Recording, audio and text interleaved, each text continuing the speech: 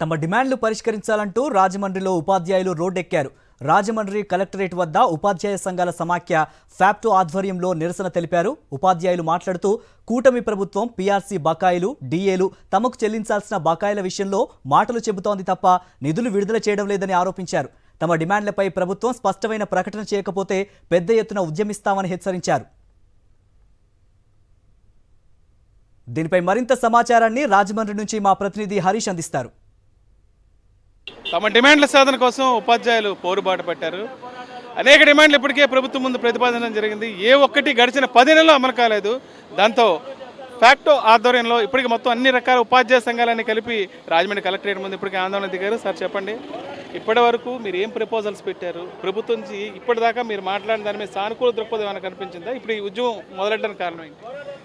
మరి ముఖ్యంగా ఈ ఉద్యమం మొదలెట్టడానికి కారణం ఏమిటంటే 9 నెలలుగా మీ ప్రభుత్వానికి పలు దఫాలుగా, ఇంకా చెప్పాలి అంటే ప్రతి వారం శుక్రవారం వచ్చినప్పుడు ఉపాధ్యాయ సంఘాలతోటి సమావేశాలు ఏర్పాటు చేయడం జరుగుతుంది. అదొక్కటి మాత్రం టంచనగా చేస్తున్నారు. కానీ అందులో చేసే నిర్ణయాలను మాత్రం ఇప్పటి వరకు కనీసం ఒకటి కూడా దాన్ని ఏ విధమైన అమలు చేయలేదని చెప్పేసి ముఖ్యంగా మా తీవ్ర నిరసన వ్యక్తం చేస్తున్నాం. మరి ముఖ్యంగా చెప్పాలి అంటే ఇప్పుడు మొన్న మండలిలో ఈ బడ్జెట్ మీద చర్చ జరుగుతున్నప్పుడు మా ఉపాధ్యాయ ఎమ్మెల్సీ బొర్రా గోపీమూర్తి గారు మాట్లాడుతూ టీచర్లు, ఉద్యోగులు, ఉపాధ్యాయులకి సంబంధించి సమస్యలు లేవనెత్తుతుంటే ఆ అధికార పక్ష సభ్యులు వాళ్ళు లేవనెత్తిన అంశం ఏంటంటే మనం బడ్జెట్ మీద మాట్లాడుతుంటే మీరు ఉపాధ్యాయుల సమస్యల నుంచి మాట్లాడతారేంటి అని అడిగారు. దానికి ఆయన చెప్పిన సమాధానం ఏంటంటే బడ్జెట్లో ఉపాధ్యాయులకు సంబంధించి, ఉద్యోగులకు సంబంధించి, పెన్షన్లకు సంబంధించి కేటాయింపులు ఉన్నాయా లేవా, కాబట్టి ఉన్నప్పుడు వాటి గురించి మాట్లాడాల్సిన అవసరం ఉందా లేదని చెప్పేసి ఆయన సూటిగా మాట్లాడడంతో వాళ్ళు వెనక్కి తగ్గడం జరిగింది. అయితే ఇక్కడ మనం చెప్పేది ఏంటంటే ప్రభుత్వం ఉద్యోగుల్ని, ఉపాధ్యాయుల్ని లేదా పెన్షనర్లని ఈ రాష్ట్రంలో ద్వితీయ శ్రేణి పౌరులుగా చూడడం జరుగుతుంది. 32,000 కోట్ల బకాయిలు ఉన్నాయి. ఆర్థిక బకాయిలు పెరిగిపోయి ఉన్నాయి. అయినా ఈ వారంలో 7,000 కోట్ల వరకు ఇచ్చారు.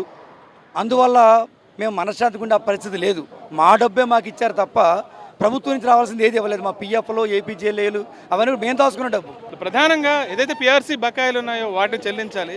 అదేవిధంగా ఇంటర్మ్ రిలీఫ్ ఎంత ఇస్తారనే విషయాన్ని కూడా స్పష్టం చేయాలి. ఇంతవరకు ప్రభుత్వం మాట్లాడుతుంది తప్ప ఉపాధ్యాయ సంఘాల ప్రతినిధులతో ఏ ఒక్క విషయాన్ని స్పష్టం చేసే పరిస్థితి లేదు. వీళ్ళు ప్రశ్న అడుగుతుంది క్లారిటీ, అసలు మాకేమిస్తారన్న విషయాన్ని వీళ్ళు స్పష్టంగా అడుగుతున్నారు.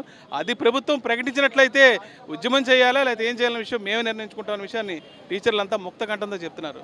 రాజమండ్రి నుంచి విజయస్మృతి హరీష్ ఫర్ సాక్షి న్యూస్.